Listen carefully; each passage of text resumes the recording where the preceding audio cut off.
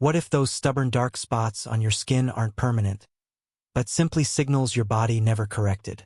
They show up slowly, on your hands, across your face, quiet reminders of years gone by.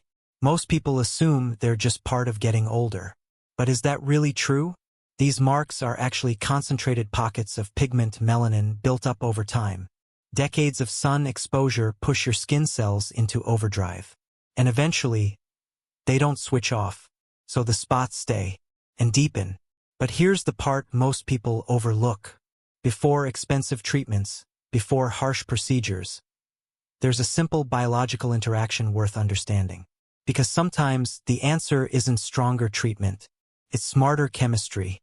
Your skin reflects what your cells repeat daily. Let's break this down step by step. First, citric acid. Lemons contain a natural compound that acts like a gentle resurfacer. It loosens the outer layer of dull, pigmented cells, helping them shed gradually. Think of it as removing layers, not all at once, but steadily. MC3. But that's not all. There's another effect happening beneath the surface.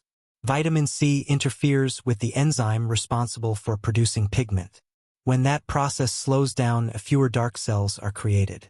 So now you're doing two things at once: removing what's there and slowing what replaces it. But here's the problem: used alone, this approach can be too aggressive. And that's where the second element comes in. Honey. While lemon works on clearing, honey works on repairing. It's rich in compounds that support skin renewal. It also releases trace elements that gently brighten uneven tone over time. But more importantly, it protects. It locks in moisture, prevents irritation, and it helps your skin rebuild itself after exfoliation. So instead of damage, you get balance. Now here's where it gets interesting. What happens when you combine both? Individually, they help. Together, they amplify. The mixture allows deeper penetration without harsh effects. The acidity activates certain reactions, while the honey stabilizes the process. This creates a controlled environment for your skin to reset. Not forcefully, but intelligently. Real change happens when systems work together. And this is where most people go wrong. They either overuse lemon or expect honey alone to do everything. But the real effect comes from synergy. Now there's one critical rule you cannot ignore: light sensitivity. After applying anything acidic to your skin, it becomes more vulnerable. And if exposed to sunlight immediately after, you risk making the spots even darker. Yes, worse than before. So timing matters.